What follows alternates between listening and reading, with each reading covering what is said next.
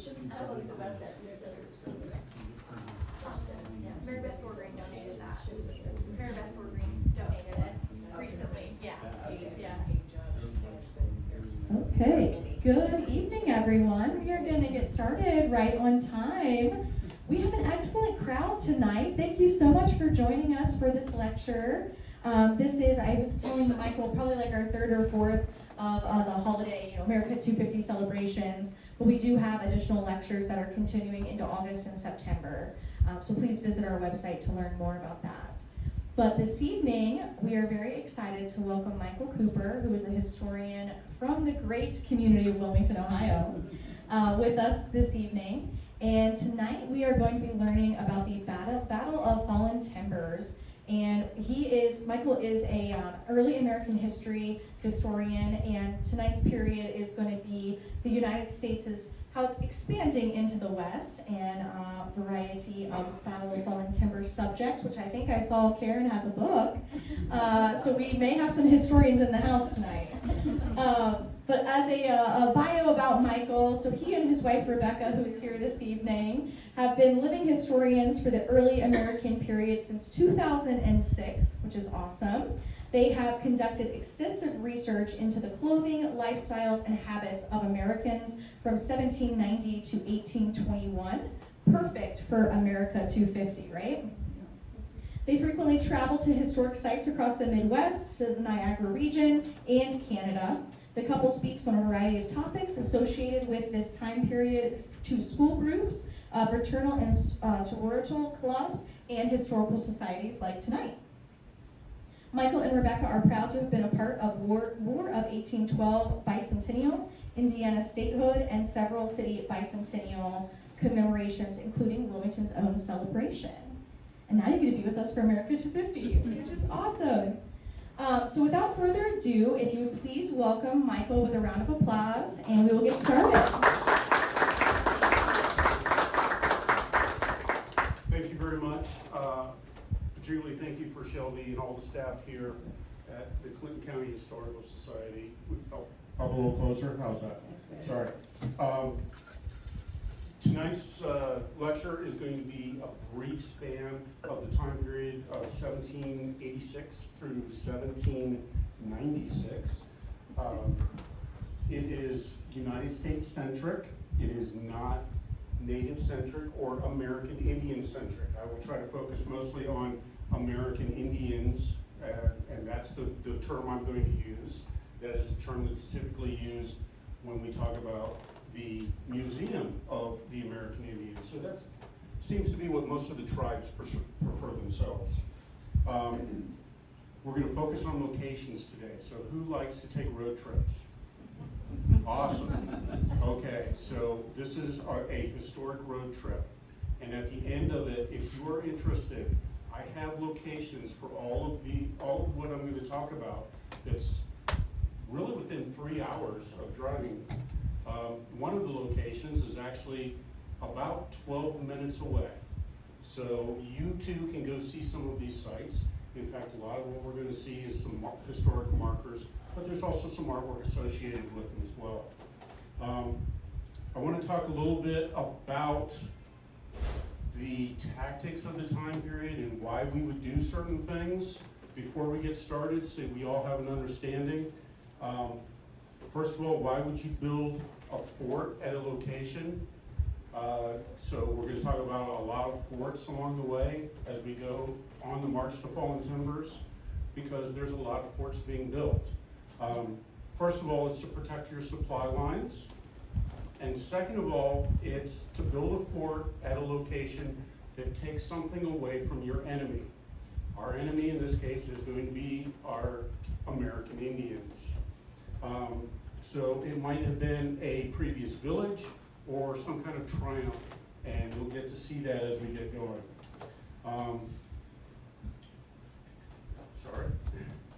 Many of the slides that we're going to see, we're just going to focus on for maybe a moment during the presentation, because there's a lot to cover over the next hour or so. We'll also need to talk about the difference between militia troops and regular troops. I'm dressed as a regular soldier for the Legion of the United States. A militia troop would have been raised by the state, and typically, at this time period, militia troops don't tend to stand and fight. They tend to want to go home, and regular troops are the ones that take the brunt of the fighting. That is not true in all cases, but it is true as a generality through most of what we're going to talk about.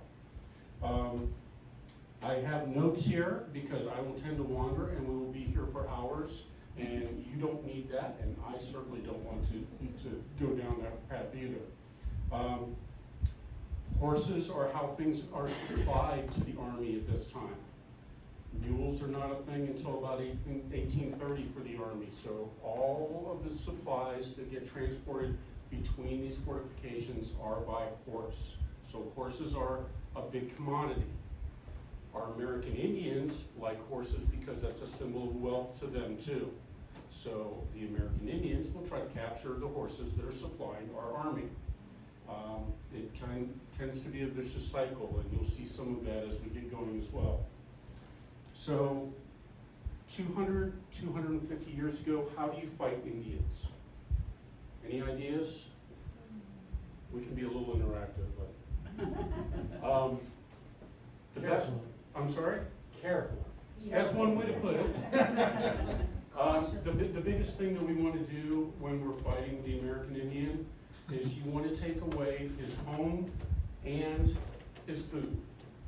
Because as a warrior, he has to provide for his family. If his family has a home that they can live in, and if they have food that they can eat, then he can go out and he can be a warrior. He can attack the white population as they come in. If you take those two things away from them, then they have to go back and they have to start to hunt for their family. So as we get going with this, and as you see some of these engagements, we talk about burning crops and burning villages, and that's why, because that's the way we're going to fight the American Indians. So the first stop along our tour is going to be a place called Fort Finney. Anybody hear of Fort Finney before? This is one that many people don't. It's not actually Finneytown. Fort Finney is on the west side of Cincinnati. It's at the mouth of the Great Miami River in Hamilton County, and it was built in January of 1786. So this is exactly where we're going to start. This is the beginning of the Northwest Indian War. There's a treaty of Fort Finney that a chief called Moluntha signs. He's a Shawnee chief that represents about a third of the Shawnee tribes in the area. And he cedes some of the land on the south end of Ohio to allow settlers to begin to move in. The problem is there's the other 2/3 of the Shawnee that didn't agree to this. So they began to harass some of the settlers. And that leads us right to our back door when General Benjamin Logan and a fellow by the name of, let me make sure I got it right, yes, George Rogers Clark, you may have heard of him. They launch an attack against the Indian villages along the Mad River. The reason that they're going to do that is they're going to take away the two things that the warriors need to prevent them from fighting the settlers. They're going to take away their homes and they're going to take away their crops. Before we get any further, I'm going to let my hair down a little bit and set it over here so that it's 20 degrees cooler. So they launched this raid in October of 1786. So in just a few short months, the attack, the Treaty of Fort Finney has failed. So they're going to come up and attack. And just a little bit away from here, this is over off of Starbuck Road and Prairie is a deserted camp. And that's where our first stop is, because the raid actually captures Chief Moluntha. You remember, because he signed the treaty, but we're going to capture him. Then there's a major problem, because one of the Kentucky militia troops sneaks in to where the prisoners are being held and kills Chief Malenta. So now we've upset all the Shawnee tribes down here.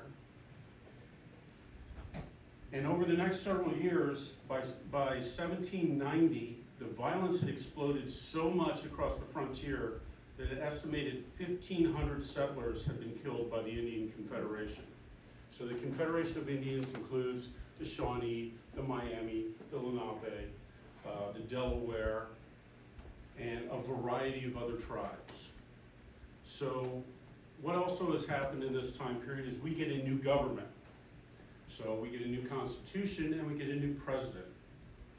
President George Washington writes to the governor of the Northwest Territory, a guy named Arthur St. Clair. And he asks if the Indians are inclined for war or for peace. St. Clair states that they are for war. So Henry Knox and Washington, Henry Knox being the Secretary of War at the time period, asked the senior ranking officer of the Army, a fellow by the name of Josiah Harmar, to lead a raid against the villages around the main village of Kikianga. Kikianga is at the confluence of the Maumee, the St. Mary's, and the St. Joseph rivers. It's actually at Fort Wayne in modern-day Indiana. So obviously not Fort Wayne yet. He assembles his troops at Fort Washington in 1789, and he's taking about 320 regulars and 1,133 Kentucky and Pennsylvania militia with him, and they're supposed to rendezvous with another group led by a Major Jean-Francois, I pronounce it as Hamtramck. It's also, I've heard it as Hamtram, but he's marching from Vincennes. He's marching with Virginia militia. He ends up burning a few villages along the way, and then the Virginia militia decide they've had enough and want to go back, so he never makes it to the rendezvous. So on October the 7th of 1790, they begin to arrive outside of the now abandoned villages because the Indians aren't waiting on them, they're leaving.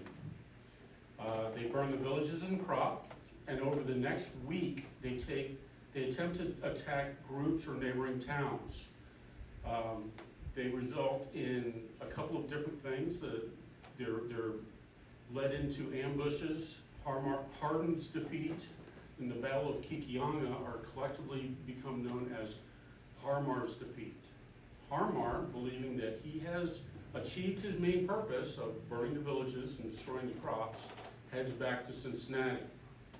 Unfortunately, word gets out that he lost several of these troops in these defeats, so he is relieved of command and he's ultimately court-martialed, but he is found innocent during the court-martial. Washington, in the meantime, as a new president, in an area where he's fighting wars that Congress has not declared. So stop me if this starts sounding familiar as president. He's starting to come under pressure from Congress.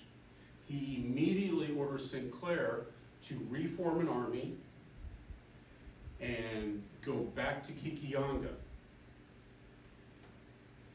So it takes a little bit of time over the summer in order to get the various logistics going. You have to buy new horses, you have to get new troops in, but he's rushing these preparations. He eventually starts out and he's going to build a couple of supply forts. They don't actually start out until October, but they're going to leave Fort Washington and then they head up to Kikianga, there we go. Oh, I skipped a couple, I'm sorry. Fort Hamilton, perhaps you know Hamilton, Ohio. And Fort Jefferson. Fort Jefferson is now south of modern Greenville, Ohio. Those are the two forts that he's going to build before he makes it to Kikionga itself. There we go. There's Arthur St. Clair. Fort Hamilton, it's got a nice little display. And Fort Jefferson. That is basically now a park where the fort stood. By November 3rd of 1791, St. Clair's army thinks they're maybe a day or two, or at least St. Clair thinks he's maybe a day or two away from Kikionga. He's actually on the shores of the Wabash River. He sets up camp, and the Indians under Chief Little Turtle have decided that that is a perfect time that they're going to attack him. In the middle of the night, they get into position and they basically create a large crest around them, or a crescent shape around them. They wait in the woods until dawn. The Americans are starting to make breakfast. They're not really anticipating a major attack yet. And that's when the Indians decide that they're going to attack. They attack on one side of the river. The camp is actually spread out on two sides of the river of the Wabash. They attack where the militia are. So what did I say the militia do?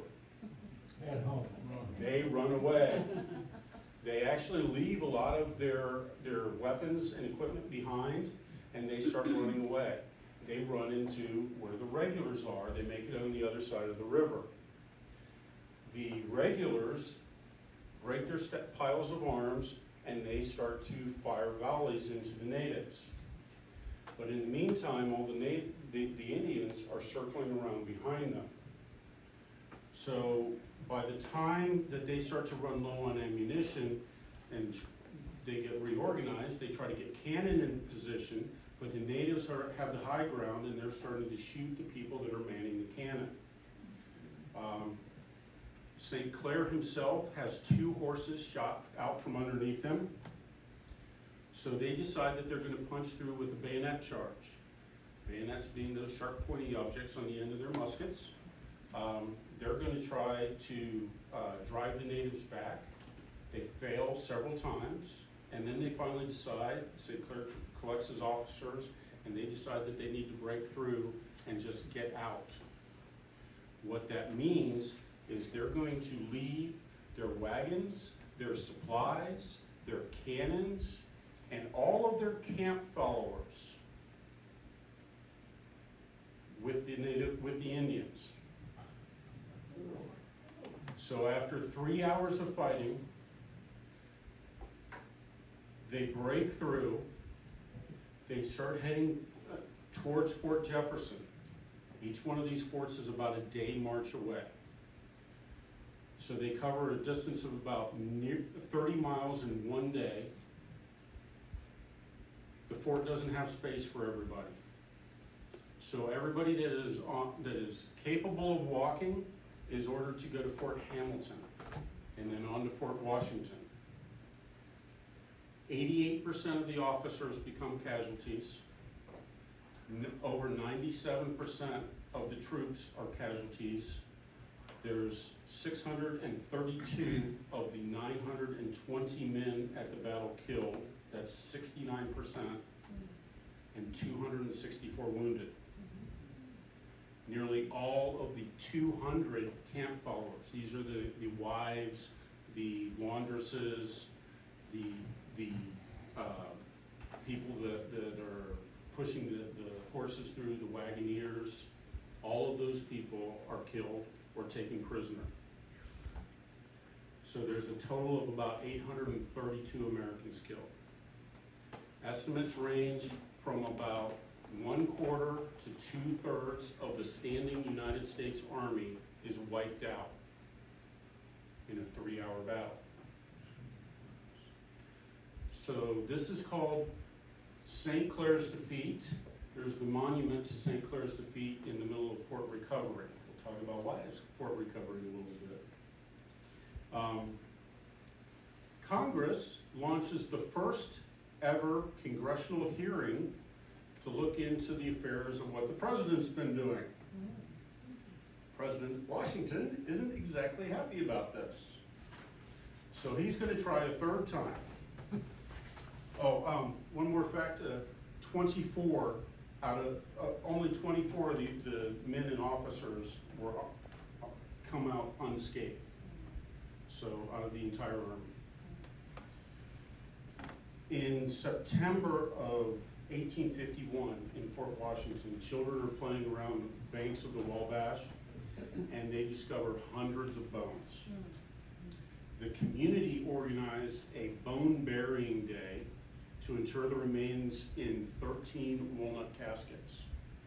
They have subsequently held other bone burying days. The amount of supplies and equipment that is still being found within the city limits is astonishing. St. Clair himself is recalled. He faces a court-martial. He will be exonerated in the court-martial, but he will be asked to resign his commission by Washington. When he does so, he is reinstated as the governor of the Northwest Territory. This leaves James Wilkinson. Now let me ask you a question. In early American history, who is the worst, most despicable traitor that anyone can think of? Benedict Arnold, right? I put you that I agree with her. It is James Wilkinson. And we're going to talk about James Wilkinson throughout the rest of this presentation. Okay? All right. I am not on Camp Wilkinson's side, let's put it that way. James Wilkinson is now the senior officer in the Army for a short period of time. During the Revolutionary War, because most of these guys are Revolutionary War veterans, after the Battle of Saratoga, this is the guy that they send to Congress with dispatches, and he shows up outside of Congress and he decides that Philadelphia is a nice place to go shopping. So he lets them wait for 3 days as he takes care of his own affairs. He embellishes his own role in the battle so much that they brevet him to Brigadier General. He is actually forced to resign shortly after that, after he participated in a conspiracy to replace then General Washington with his own superior, Horatio Gates. Then he's appointed as the Clothier General, but he is forced to resign from that position due to his lack of aptitude for the job. After the war, he moves to Kentucky, where he opposes adopting the U.S. Constitution. And he begins to actively work for the Spanish government. His goal is to create Kentucky as an independent nation under the control of the Spanish so that they can control the Mississippi River. It was because of his suspected involvement with Spain that he would be overlooked to take command of the army as the next United States Army is designed. He does do one thing. He builds Fort St. Clair because of the distance between Fort Jefferson and Fort Hamilton is so great. So Fort St. Clair is about halfway in between. And they're still trying to recover people that are wounded at Fort Jefferson and get them down to Fort Washington. So instead of a 2-day trip, now there's a layover along the way at Fort St. Clair.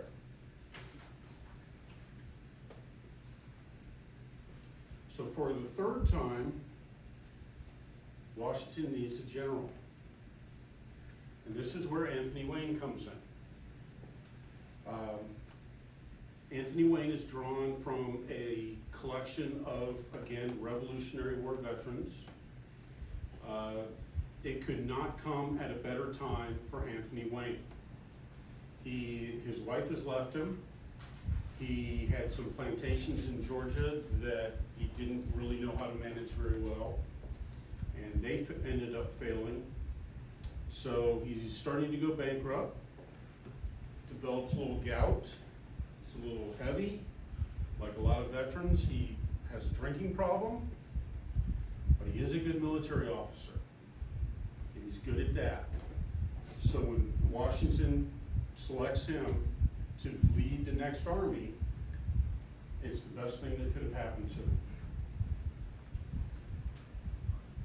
Since the 13 colonies became the 13 states and separated from Rome, they always look back towards the classics.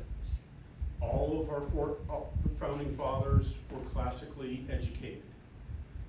So they looked towards Greece and Rome in order to develop the foundations of a lot of what we look at in America. They also looked at Rome and how the army was going to be formed. So the Legion of the United States is created. The Legion has 4 sub-legions. The sub-legions are divided, they have infantrymen, they have light infantrymen, they have cavalry or dragoons, and they have artillery, all in one group. Some of the light infantrymen are trained as riflemen, so they have sharpshooters with them. So this is kind of a brigade force, a combined arms unit, if you will. Each of them is designed to be their own standing army. The 4 legions are going to be disciplined and trained by Anthony Wayne.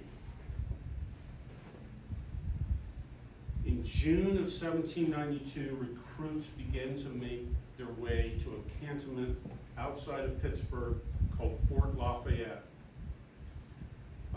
They're divided, obviously after the Marquis de Lafayette. They're divided into their sub-legions and they're drilled. Having a dirty uniform could be 20 lashes, because we're still flogging at this time. You have to show up on guard duty, you have to have powdered hair. The problem with being at Fort Lafayette is it's really close to Pittsburgh. Pittsburgh's the place where you go when you want to indulge in all those vices. So we have a lot of problems with drinking and other vices. So the time there is spent training, but ultimately we're going to move further south away from Pittsburgh, and we're going to develop Legionville. This is the first training camp for the United States military.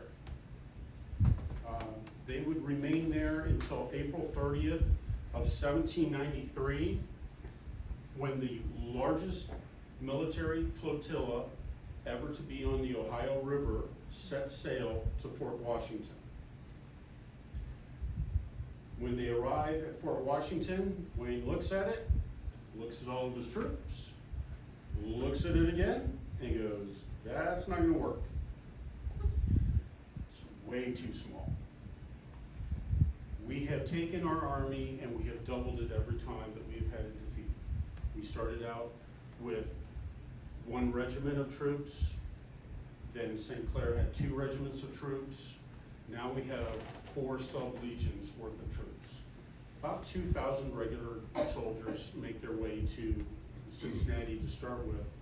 And they have to not only continue training, they have to train all of the existing troops up to the standard that they've been trained to as the Legion of the United States. So Wayne decides to do this. He develops a place called Hobson's Choice, because he looks around and he tries to find the best location. He doesn't have a good location. He says, that's it, that's Hobson's Choice. Hobson's Choice is located at the mouth of Mill Creek, west of Mound Street in Cincinnati. So why is Mound Street called Mound Street? Because there was an Indian mound there. There was a prehistoric Indian mound there, and Wayne puts a guard post on top of it. There is no mound on Mound Street anymore. They rolled that completely out. But that is probably the easternmost point of where Hobson's Choice was. It's a large area that allows him to continue to drain and drill the troops. He actually sets up rifle ranges or musket ranges because he's looking for marksmen to be in the light infantry and the riflemen, and he's training them in a manner that they're not used to. They're still following Baron von Steubenn's drill manual, but he also realizes that he's going to start marching off into the wilderness. And what happened when we got caught in the wilderness before? Every single time we got surprised. Washington is very worried and constantly writes to him about, do not be surprised, do not get surprised. Watch out for the element of surprise. So when they eventually step off in the fall of 1793, Wayne orders all of his troops to fix bayonets, and they will maintain their fixed bayonets all the way to Battle of Fallen Timbers. They have a little bit different equipment than what they're used to, because we had to start getting all of this new equipment again, because a lot of it was lost just a few months ago at the Battle of the Wabash. So they start carrying these belly boxes that attach on the front. They're not the cartridge boxes and the frog to hold the bayonet that you see with cross belts. So you usually see the soldiers with those crisscross cross belts that form an X right where people want to shoot. So when the guys start to show up with those, all of the veterans that are with Wilkinson in Cincinnati are like, we like those because those are a lot lighter than what we have to carry. Plus, we don't have to constantly whiten the belts using pipe clay. There's a pipe clay mixture that's usually very messy, and you have to whiten the belts in order to preserve them, because what happens if your uniform's not right? 20 lashes. So, takes a little bit of time to train. They start moving out in the fall of 1793, and they're going to make their, oh, there's Hobson's Choice, I'm sorry, it's Fort Washington, so Fort Washington is too short. I forgot what my slides were, I apologize. And they're gonna end up at Fort Greenville. They established Fort Greenville for the winter of 1793 and 94. It is a 10-foot high fence. It has 8 block houses built 250 yards around the main wall.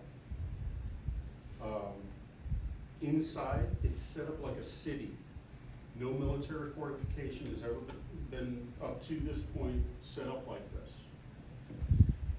It encloses about 55 acres, makes it the largest wooden fortification ever to have been built at that time.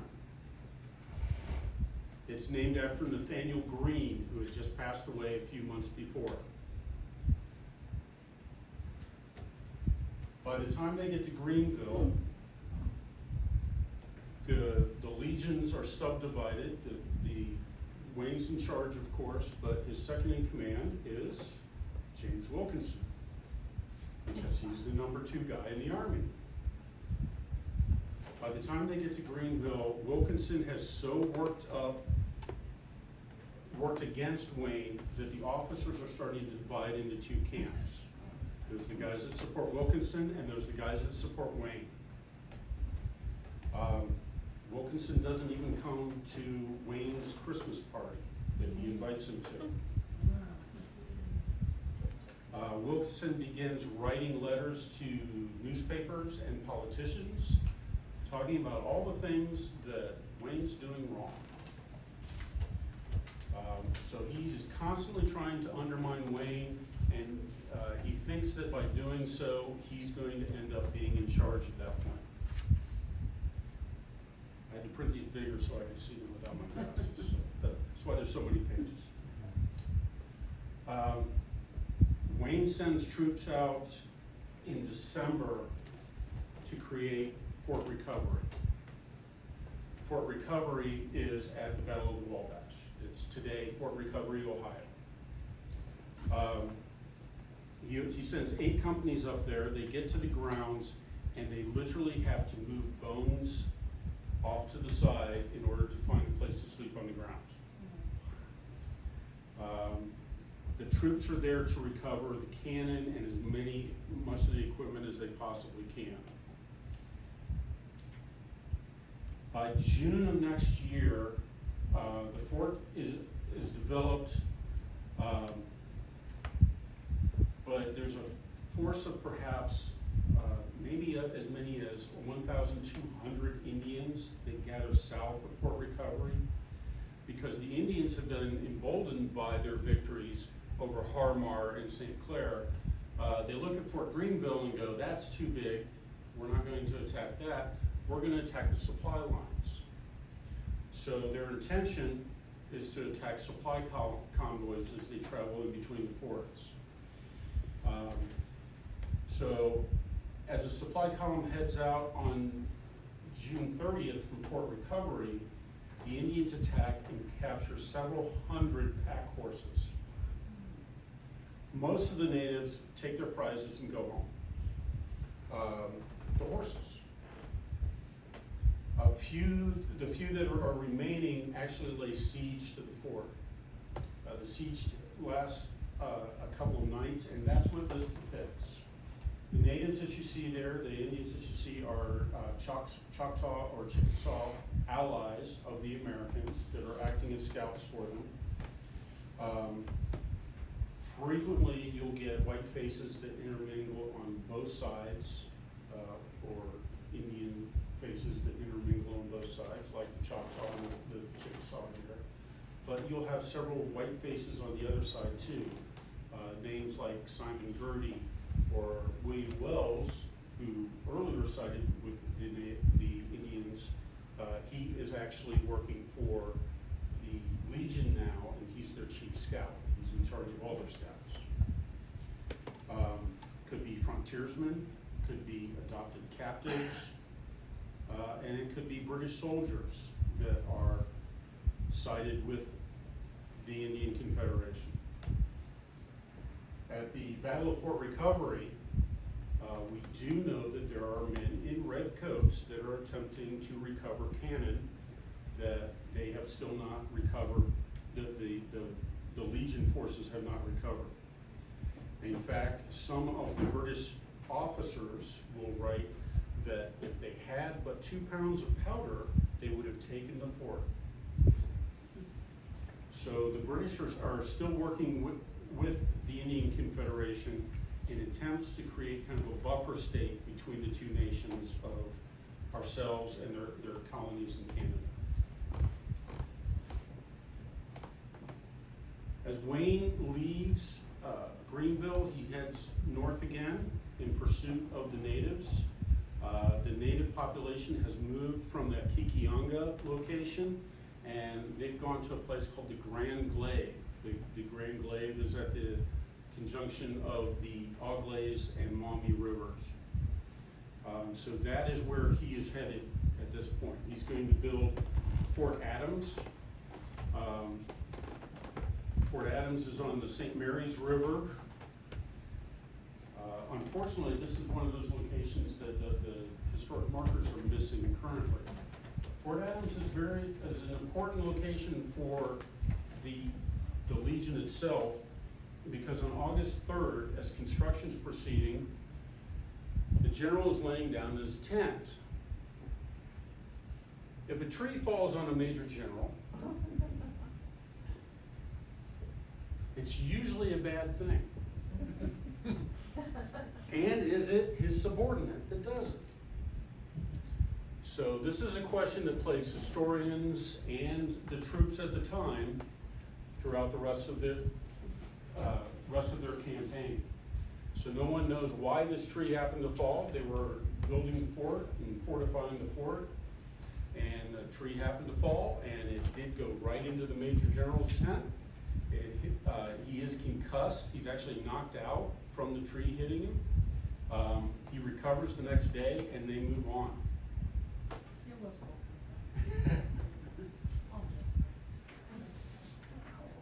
So eventually they're going to get to the Grand Glade. The Grand Glade is a location,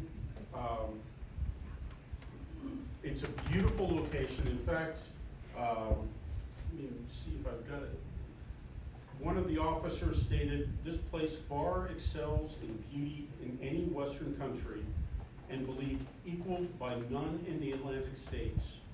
Here are vegetables of every kind in abundance, and we have marched for 4 or 5 miles in cornfields down the Oglades. And there is not less than 1,000 acres of corn round the town, the land in general of the fir nature." So John Boyer wrote that on August 7th of 1794 as the Legion moves in. This is the birthplace of Pontiac. Natives have settled here since prehistoric days. The villages stretch for miles. So you have Shawnee, you have Miami, you have Lenape, you have Mingo.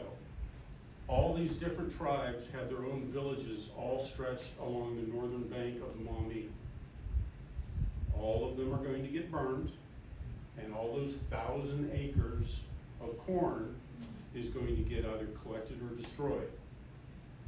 And because this is a prominent location for the natives and another supply route on the way towards the battle against the natives, they're going to build a fort. The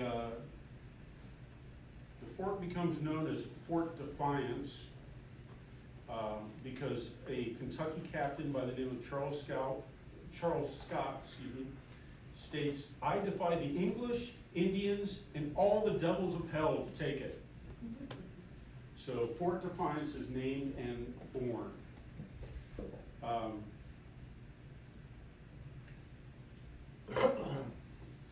This was the breadbasket for the natives. You had corn, squash, beans, everything that you could possibly imagine. And the Indian Confederation, there were villages there, again, since prehistory. So this is where Wayne actually thought that he was going to engage the Indians. He did not think that they were going to abandon these towns. When they do, they head up the Maumee River. So Wayne ultimately builds the fort and then follows them. At a place called Ruche de Boeuf, or the Rock of the Buffalo, he's going to build a fort deposit. He's going to deposit all of his packs, extra gear, because he's going to engage them. His scouts have reported that the Indian Confederation is now making a stand at a place where a tornado had moved through and trees were knocked down. But it takes him a day, and it takes him a moment to think about this as he builds Fort Deposit before he heads out. Wilkinson, of course, urges him to attack immediately because Wilkinson thinks everything that Wayne's doing is wrong.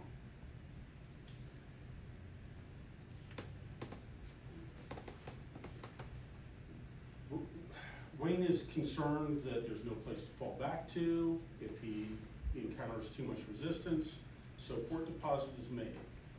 Ruche de Boeuf is another one of those holy sites, if you will, for the Indian Confederation, so why not build a fort there?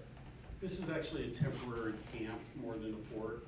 The person that he leaves in charge of it is a young lieutenant by the name of Zebulon Pike. So finally, the morning of August 20th of 1794 dawns. Kind of. It's rainy. It's overcast. The drums are so wet that they cannot be sounded. The army marches, eats, wakes up, everything by the drum.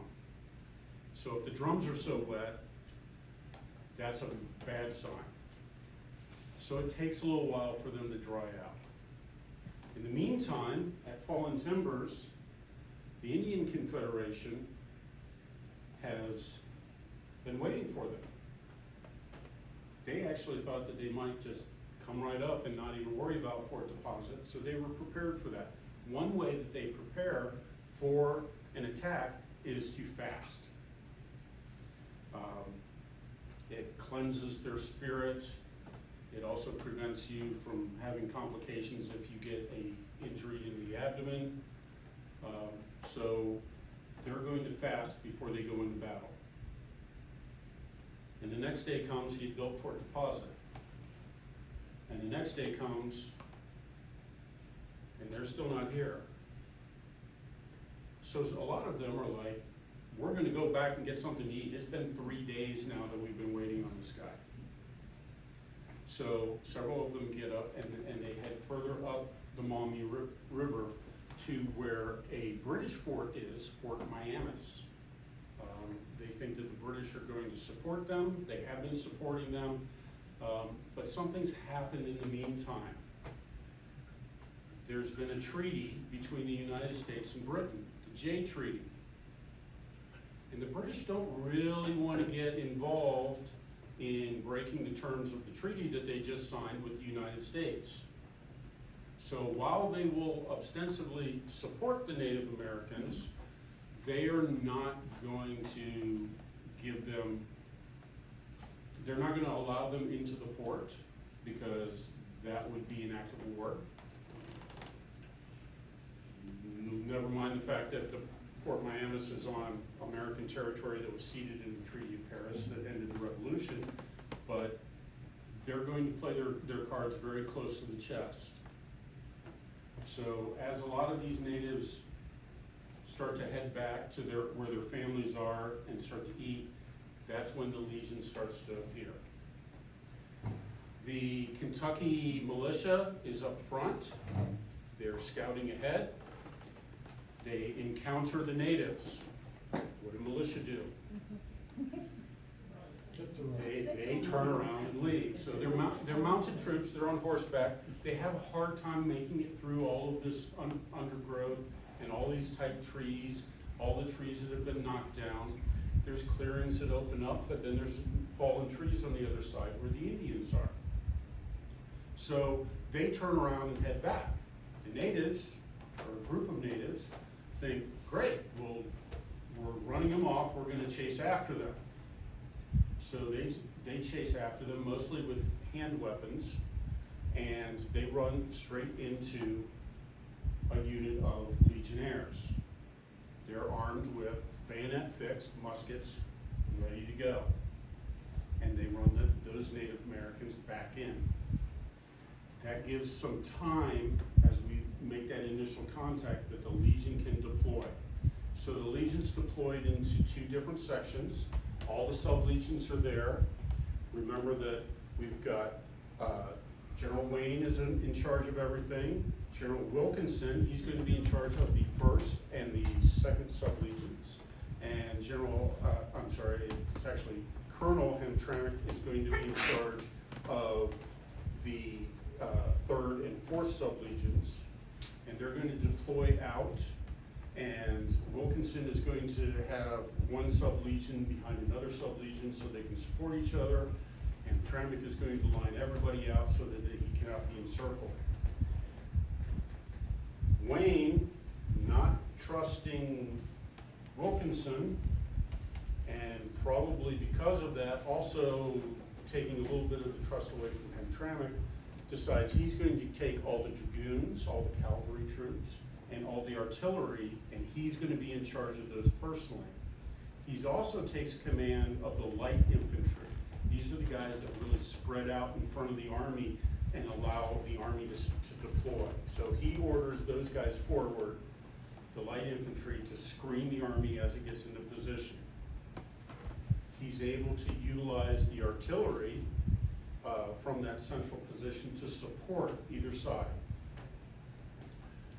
Wilkinson encounters the enemy, and he kind of balks. He's waiting on orders from Wayne. Sure. Hamtramck on the other side starts to swing around. And they send some of the dragoons around, the cavalry around, to outflank the natives. They drive them from these fallen timbers, from the trees that are down, so the fixed positions that they thought that they were going to have. They're no longer on the high ground. They push them across a ravine. The Indian Confederation are like, great, we're going to be on top of this ravine, we're going to be able to shoot down on them. But Wayne has trained all of his troops.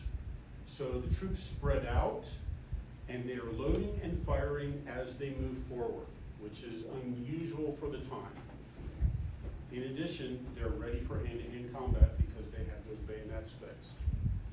So as the troops come up to the ravine, they come to the bottom of the ravine, the Indians are like, well, great, we're going to shoot down into them, and here they come right up that ravine again. And they push them from that position, and as soon as they get past that ravine, the leaders realize that they're not going to be able to stand and fight there. So they turn around and they head back to Fort Miamis. Sorry, we'll get to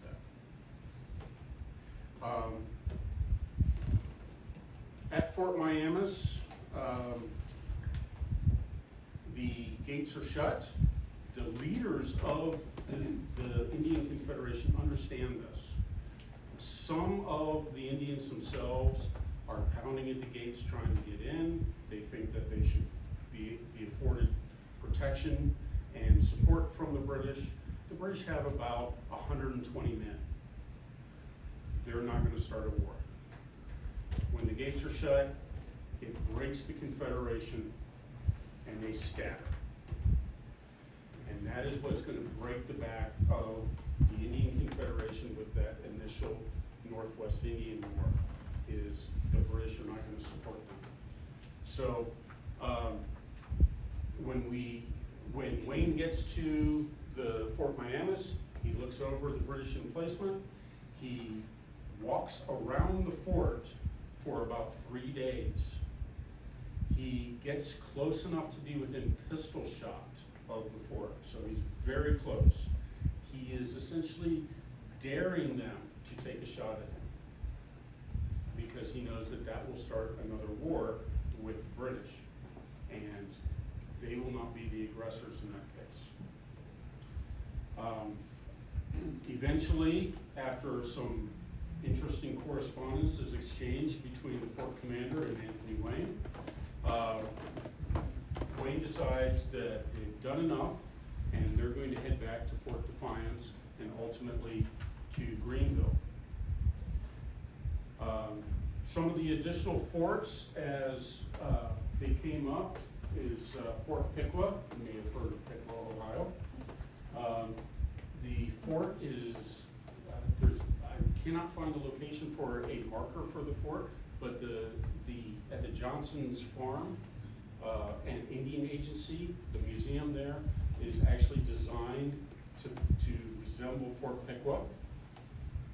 Fort Loramie is another great town if you ever get a chance to go through it. The fort itself is on private property, but it is also one of the largest archaeological digs and the longest archaeological dig in the state of Ohio, because it's done through private people on private land. About 5 years ago, I think they actually located the outer walls of the fort. And of course, Fort St. Mary's, modern day St. Mary's, Ohio.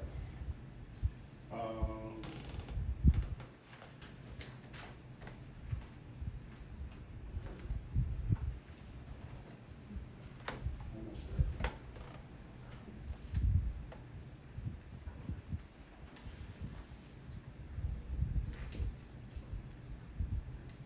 Too many maps.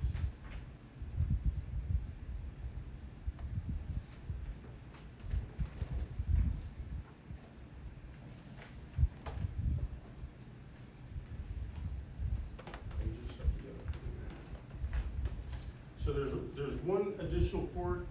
St. Mary's is actually Gertie Town. I mentioned Simon Gertie. So that is actually the place where his trading post was. So why not build a fort there? The last fort that they built is Fort Wayne at the Battle of Kikionga. Fort Wayne stays active well into the 1820s. This is a reproduction of the 1816 fort, which is still downtown Fort Wayne today.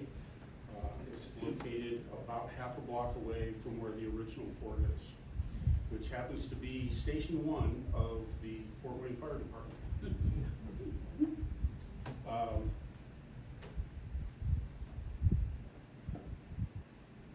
About a year later, in August 3rd of 1795, Wayne switches roles and becomes the diplomat. He's contacted all of the Native American tribes, and they ultimately signed the Treaty of Fort Greenville, which establishes most of Ohio as being legitimate territory for American settlement. It's the first time that the United States recognized the sovereign status of many of the tribes. It created the Treaty of Greenville Line, which was the boundary for then U.S. expansion. It also created an annuity system that several of the tribes came to rely on. It carved out trading posts for Fort Wayne, Fort Defiance, and also Fort Dearborn and Fort Detroit.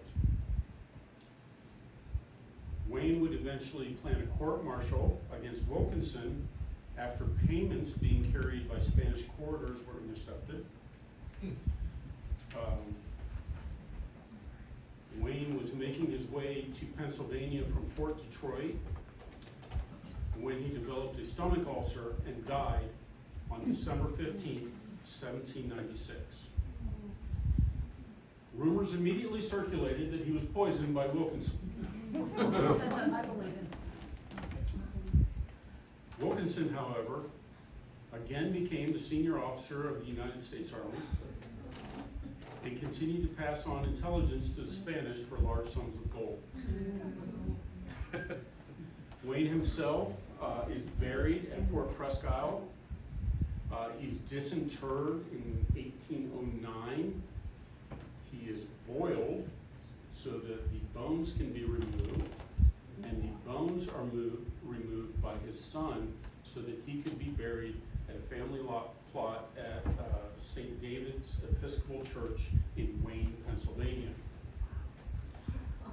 The Legion of the United States was reformed in 1796, the last year of Wayne's life, into the first 4 regiments of the United States Army. Today, you can see the 3rd Army, the old guard. They trace their direct lineage to the 1st Sub-Legion. So, I hope you enjoyed what we talked about. If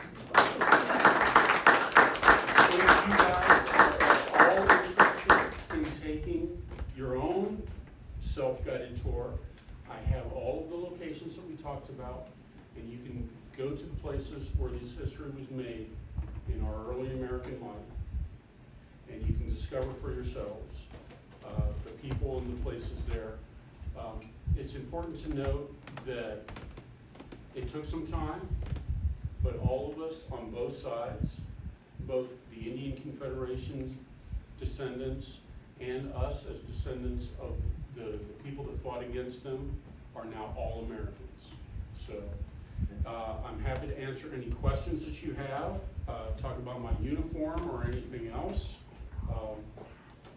So whatever happened to Wilk? Did he ever get his comeuppance? A famous historian, and I'm sorry his name escapes me, but he was a veteran of the Pacific in World War II. He wrote that Wilkinson never won a battle and never lost a court-martial. He would go on to, he was the senior officer twice of the American Army up until the War of 1812, when he would again get passed over. But he commanded the Army for a time from when the main concern shifted from the Northwest down to New Orleans. So he was stationed at New Orleans for some time. He continued to be in the pay of the Spanish.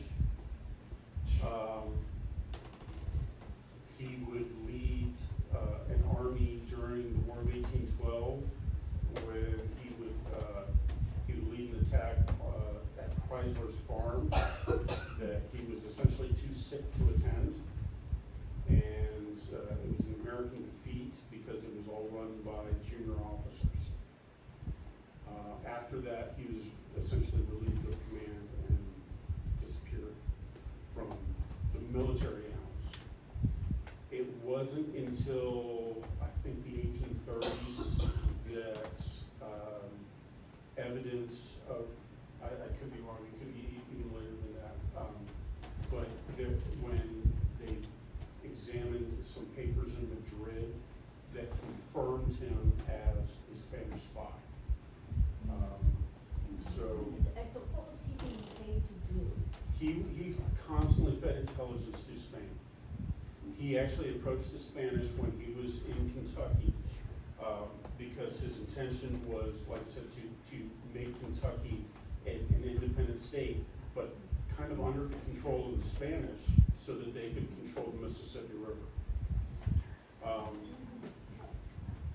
He actually got payments for him and his friends when he was involved in the Burr conspiracy. If you're familiar with the Burr conspiracy, we won't go into it too much, but he participated in Aaron Burr's trial. Winfield Scott attended the trial and basically said if anybody needed to be tried, it should have been James Wilkinson. Wilkinson presented into evidence copies of letters that he shared between himself and Burr. Those were handwritten copies that he had made, and he never produced any originals. I'm from Kentucky. I wish my history teachers were still alive. I'd like to talk to them. He's not a nice guy. Did he have anything to do with the Spanish before that? No, much later. So, Not much later. the Mexican Revolution would have been 20 years, somewhere around. 1848. 1830s.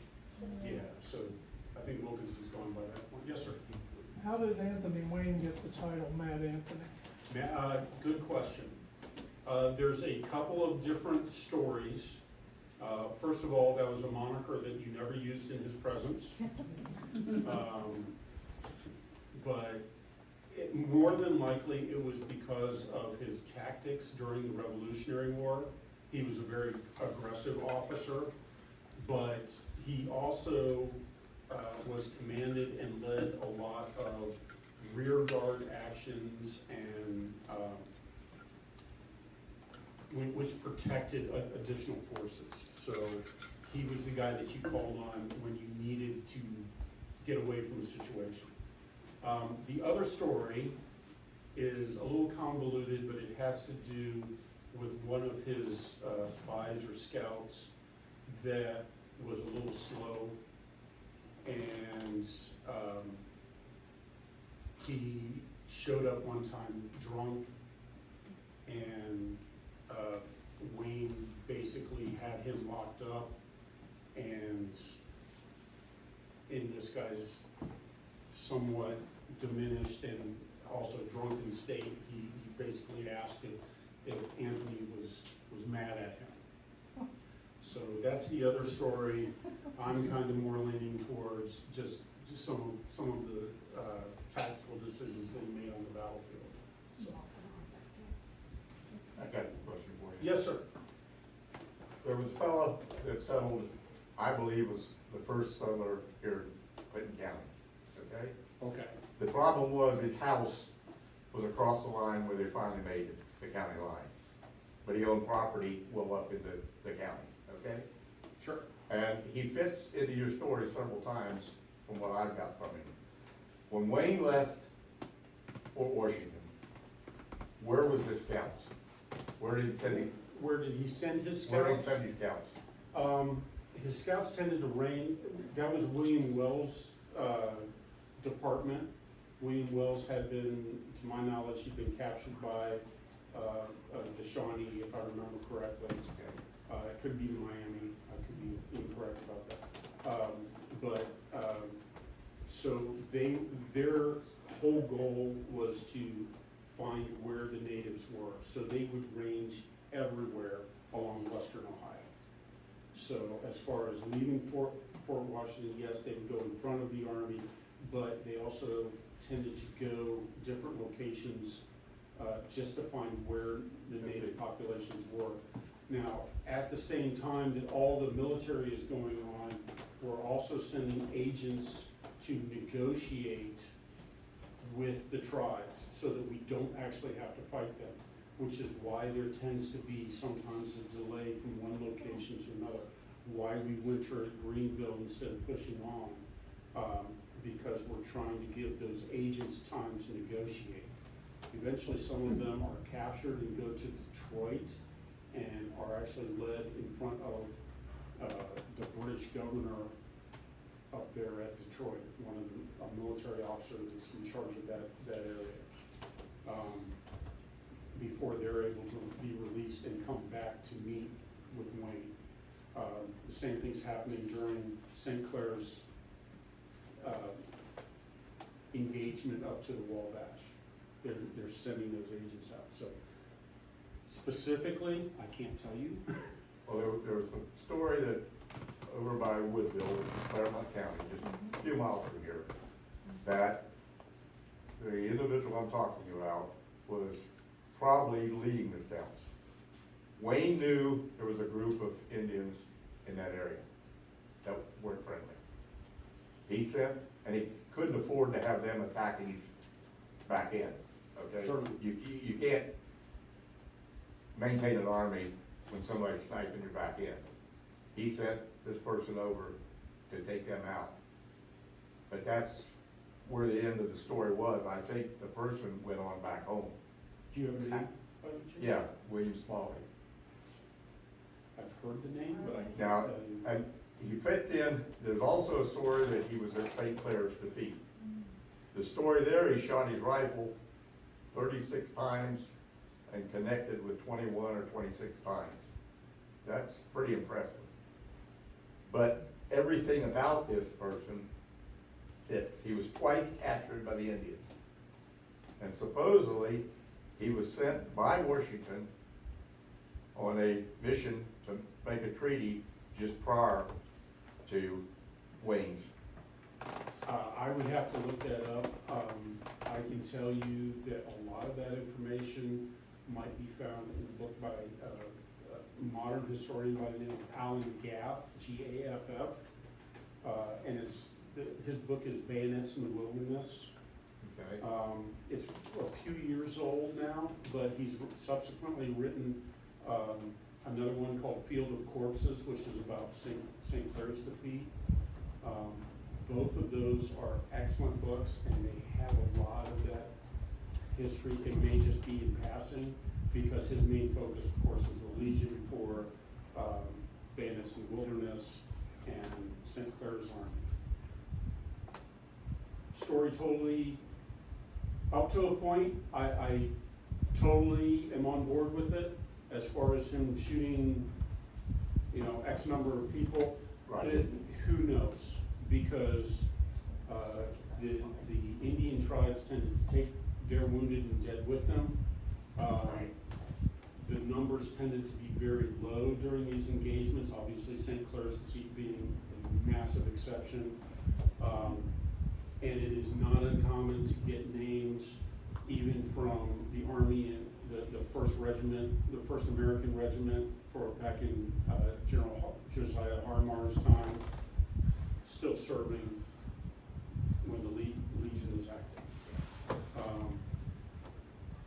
So there's some fascinating stories that you get out of that. I don't feel bad anymore about being a reenactor for this time period. There was a guy that is 6'6" that is a recruit, so I'm okay now. The other thing is in St. Clair's Army, when he has to recruit additional troops, there's a gentleman that is 60 years old that enlists. Good on him. But again, as a reenactor, that makes me feel better. Because the older I get, the less I feel like I'm a 19-year-old running through the woods. But, stories like that certainly exist, and there's no way that I can tell you one way or the other that those stories are true or false. I will tell you that if you're fans of Eckert, Eckert liked good stories. Yeah. And he would take a good story over provable fact any day of the week. So, there are some things with some of the Alan Eckert books. It's not to say that you should just toss him in the trash, just understand that he's a good story person. He doesn't footnote a whole lot. He does do several footnotes. I do like his conversation where St. Clair renames Los Anteville because nobody wanted to actually be in Los Anteville rather than Cincinnati. So, is there any other questions? Anything I can help you with? Anything I can describe about some of the things that I brought? Yes, ma'am. What is that a little brush? This guy is this is called a, depending on who you ask, a pick and brush, a pricker and whisk, or any combination thereof. So as we fire our flintlock weapons, there's a small pan that we prime with, and the gunpowder goes in that pan, and then the main charge goes down the barrel. There's a hole that goes through that. The main problem with a lot of these flintlock weapons, the flint has to strike a steel and create a spark, and that spark has to pass through to that little hole to the main charge. So the pricker, or this pin essentially, has to clear that out occasionally. The brush is the same way. We don't know that all of the troops carried these. We do know that many of the troops carried them, and we know that the sergeants were in charge of the tools typically. Because you don't want your enlisted men just tearing apart their weapons willy-nilly. Wayne there's a couple of stories about Wayne in particular. He petitions Washington, the president, not the city, that he wants to modify the muskets so that he opens up that touch hole, but you keep the frizzen closed. I'm gonna set this down for just a moment, and I'll try to show what I'm talking about. So on the French, this is a French style musket. So we've got the pan here. I'm gonna bring that back a little bit. This is the frizzen. So this flint will strike the steel, creating a spark. His idea was to bore that touch hole out at an angle, and then all you had to do was pour powder down the barrel, tap the musket, and it would shake some of that powder out into the pan, and you could eliminate some of the steps. Sounds like a great idea. So he finally, after multiple requests of Washington telling him, no, that's a bad idea, gets permission to modify anywhere from 100 to 200 muskets that way. We don't know exactly how many. Again, muskets are at a premium because we just lost at least 500 of them, if not close to 1,000 of them, on the banks of the Wabash. So we're a little concerned about this. In fact, by 1795, we're running out of the Revolutionary War muskets, so we have to start making our own. So that experiment does not outlive Anthony Wayne, which tells me that it didn't work very well. The other thing that we get from Anthony Wayne is I told you that the troops had to march with their fixed bayonets. So the order is to throw the scabbards away. when they depart Fort Washington. The likelihood is no one allowed them to throw government equipment away. So someone had to collect all of those. There's probably a store of them someplace. But they had to march with the fixed bayonet. Some of the bayonets we know, because they get loose, were brazed on, essentially welded to the outside of the musket. There are very few of those as well, but that's always been the tale of, well, he welded all these on and he modified all the muskets. It was a very few number of those that actually got modified that way. But those are those stories that we get that become gospel. So, any other questions? Didn't you use priming powder to prime that thing? It was all cartridges, so it was all the same powder. Their powder was not as nice as our powder today. So sometimes they went off, sometimes they didn't. The British actually, when soldiers got new ammunition, for every 10 rounds they got a new flint with it, because the flints failed and you had to replace the flint. Again, you need that sergeant to get your tools to replace that flint, not something you want to do in the middle of battle. So you have misfires. Probably anywhere from 20 to 30% of the time that you have a misfire, which is why the troops tended to line up shoulder to shoulder as well as they did. Wayne took that and he made it space out. So he spaced out about an arm's length apart. That allowed them to move through the woods a little bit better, but he wasn't relying on them shooting their muskets. He was relying on them using the bayonet. So, French musket? this is the French musket or French style musket. Today we might refer to it as a Charleville musket. Like I said, in 1795 they start making them in Springfield, Massachusetts. So we call them the 1795 Springfield today. The troops didn't care. They were muskets. We had our choice after the Revolution. We could go with the German musket, which was an older style musket. Today we call it a Potsdam. Or we could go with the British style musket, the Brown Bess. Or we could go with the French. We got a lot of 66 and 7. I can't remember the years of the style of muskets. I'm not an expert in that, so, but they decided on that because this was the most modern. It has these little bands on that actually slide off, as opposed to pins driven through the wood that you would have to remove the barrel, so that if you had to do maintenance on it or try to replace a part, parts are not interchangeable. But it was the most modern musket available to the Americans at the time, and the Americans actually continued to modify this musket at least all the way up until 1816. So you'll see 1816 flintlock muskets in this style, minor changes that served during the Mexican-American War. Yes, sir. What type of rifles did the rifle carry? They are, it's a good question. They are contract rifles.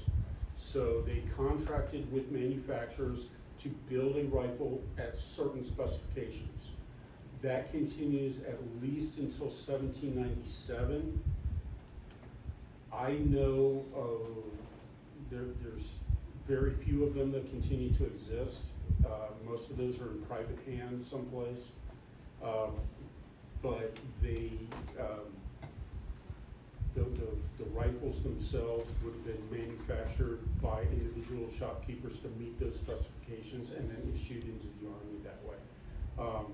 It's not until 1803 that the U.S. government starts making their own rifles. What they look like tends to vary a little bit. Who manufactured them? Usually a lot of Pennsylvania gunsmiths. There's a few Kentucky gunsmiths, but they're not getting government contracts at that point, yeah. So, At that time, were the barrels, were they meant to be changed out, or? no, no. Interchangeable parts are really not a thing until you start getting more heavily into the Industrial Revolution, but it is the gunsmiths that start to drive that because they want those interchangeable parts. So when they say, yeah, you can interchange these parts, not really. You better have a fire. There are stories, even up in 1811 at Tippecanoe, during that campaign, one of the officers' journals refers to, I cut a gun and went out to hunt. And I'm like, what does that mean? And I had to ask around and find out, and I finally got to talk to a blacksmith friend of mine who says, you had to cut the grooves in the barrel because the metal was so soft, it would basically, you'd shoot the gun out after just a few shots and you would recut the barrel. Apparently, Clark would do that during the Lewis and Clark expedition. So, two members that are members of Wayne's Legion. So you also have future president Harrison is a member of the Legion. He's a young ensign. There's a wide variety of people that all get their start here. There's a young warrior that fights the Battle of Tippecanoe with his brother. His brother is killed, one of his brothers. His name is, because today we call him Tecumseh. So he fights at Fallen Timbers. He is one of the Shawnee that do not accept the Treaty of Greenville and ultimately tries to create their own confederation again. The last, basically, Northwestern Confederation of Indians that fights during Tecumseh's War and the War of 1812. Yes, ma'am. What percentage of the Indians had guns? Most of them. So they could get trade guns either through trading posts or, yeah, a lot of them got supplied from the British. The quality of those weapons were supposed to be inferior, not necessarily. That's another misnomer that we get, but most of them did that. But it was also honorable for a lot of them to fight just hand-to-hand combat. When we talk about counting coup, that is in battle, coming up to someone, touching them, and getting away unscathed in the middle of battle. Not necessarily wounding them, but actually physically touching them as an insult to them. So they typically like to fight hand-to-hand as well. But so when we talk about the Indians moving forward and engaging in hand-to-hand, a lot of times they would leave their spent musket behind or rifle behind and engage in hand-to-hand using war clubs or tomahawks and knives. Yes, ma'am. Yes, sir. When you were talking about the musket and the pan, I thought of another saying, the whole flash in the pan. Flash in the pan. The flash in the pan occurs when your prime charge goes off. It doesn't ignite the main charge. If you've heard the term lock, stock, and barrel, that means you're buying the whole thing, the lock, the stock, and the barrel. So the whole kit and caboodle is in there, so to speak. Don't go off half-cocked is another statement. This is the half-cocked position. If I squeeze the trigger, it doesn't go off. If I cock it back one more, that's full cock. And that will allow it to strike the prism and ignite that. So there's no powder in it, but I'm not discharging it, anything like that in here. So. Any other questions? Anything that, please come up if you have any questions about anything. Yes, ma'am. For her points, at St. Clair's defeat, you're talking about all of the stuff that they left behind, the guns, the cannon, Oh, yes. all of that. Would the natives have been Certainly. absconded? The interesting fact, though, is the British barrels are typically around 75 caliber. The French muskets are around 68 to 64. So you want a smaller ball to go into the barrel. So because of the fouling of the black powder, if you have a British musket, you can use American ammunition. If you have a French style musket, you cannot use British ammunition. Americans like to cheat because we play to win.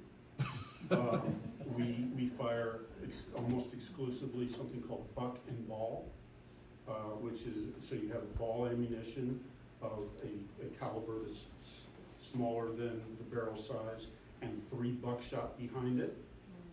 The British think this is generally unsporting. We don't care.